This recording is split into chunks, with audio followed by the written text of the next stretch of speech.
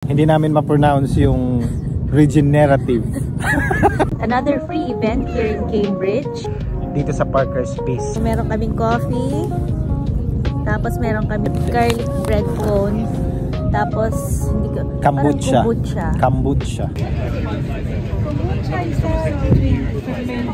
I've heard about kombucha, but I've never tried it. So people really like it. Tapos we tried this one. Dijon mustard. Mustard for salad dressing. Yeah, tapos ito. meron kaming nutty daw na pumpkin. Ang ganda. May mga kamatis kami dito na ano, iba't ibang kulay. Yan. Yeah. Oh, right.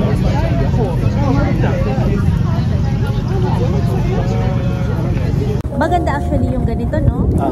Gusto ko yung advocacy nila. They're promoting mga local farmers, tapos binibenta nila is more on sustainability. Or alam mo yung walang mga preservatives. Like yung chicken kanina na nakita namin is pasteurized, sabi niya. So, yun. Is that the type of breed that they grow bigger? Which is hard for me because to find the customer base for a bigger chicken. So anything you see in here, it says mga stalls dito, hindi naman talaga sila nagbebenta. Well, yung iba nagbebenta pa konti-konti, pero they are promoting their store, mga products nila. So meron sila mga binibigay na mga contacts. You can order and they will deliver it to your place. Yeah. I'll get one of these. Yeah, the mini safety there, £7.50.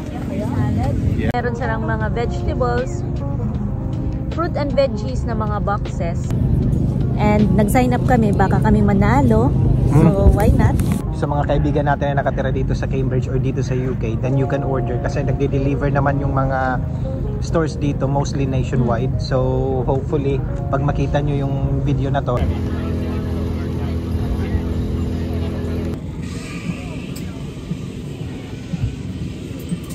the coffee is good.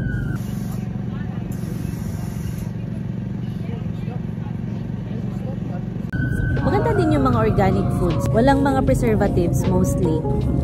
Kasi sa panahon ngayon, lahat na ata ng pagkain is meron ng mga preservatives. At least conscious tayo sa pagpili ng mga pagkain natin. We keep trying, di ba? Kasi lalo na dito sa sa panahon ngayon na busy na. Especially sa ating nagtatrabaho sa hospital, busy tayo. Sa 12-hour na shift na yun, minsan hindi na tayo nakakapag-meal prep. So we end up na i-take out na lang. Ako may go talaga ako na take out. Malapit lang sa bahay. Chinese restaurant. Mura pa, madami na, masarap pa. Yun ang favorite niya. Maganda din na we look after our health through food, yung intake natin. Siguro pag mag-grocery na lang tayo is more on maging selective na tayo ng mga binibili. Ako sa mga meat. Importante sa mga meat, my heart. Ano diba? yung pinaka-favorite mo doon? Ako ang pinaka-favorite ko doon is gusto ko kasi ng chicken. Gawa kami ng ng tinola. So ngayon nakahanap tayo ng pasteurized chicken. Ano pa bang nakita natin? My heart. Anong pinomote nila? Actually yung yung tawag dito is promote nila dito yung preservation ng wildlife. Kasi may isang stall doon na nag-explain siya about mga wildlife preservation dito sa Cambridge. Yung mga narinig ko na-explain siya about mga insect. Tapos gusto ko din yung mga fruits and veggies na mga boxes. Hiningi yung email ko. Yeah, and then we tapos entered malay mo tayo manalo mamaya. Parang isang box may isang box ng freebies. Yes. Gusto kong time dito sa Cambridge yung autumn. Ito yung gusto ko autumn kasi yung autumn may sun pero malamig. Pero hindi ganun kalamig. Yung pwede ka pang makapag-jacket lang ng ganito. Tas may araw. You need to find or you need to stay under the sun kasi pag under ka sa lilit, malamig. So hinahanap mo din yung sikat ng araw. May isang truck din na promote nila yung Mediterranean diet. I-try natin yung Mediterranean diet, no? Kasi sabi nila may mga research na maganda daw, healthy daw yung Mediterranean diet. Siguro in moderation lang lahat. And then as much as possible, conscious lang kung ano yung nilalagay mo sa katawan. Attend tayo sa ganitong festival kasi nga makakatulong din siya. May mga inputs, ideas siya. We try na bawasan yung mga sweets. Hindi naman na totally naman na very strict tayo sa mga choices natin.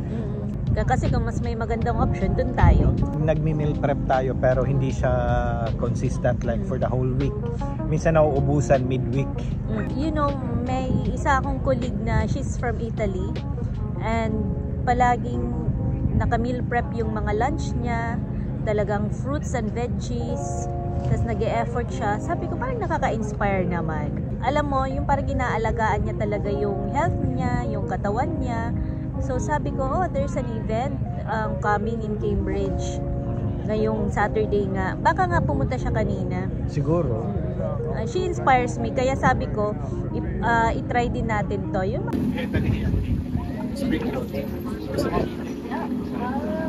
Sige, malikot na kita. Ikot. Ikot pala. Nagwawaray na. Ikot pala tayo. Minimal ginger. Now. Okay, well, you can. Amazing. I feel like are you vegan? Sorry, are you vegan?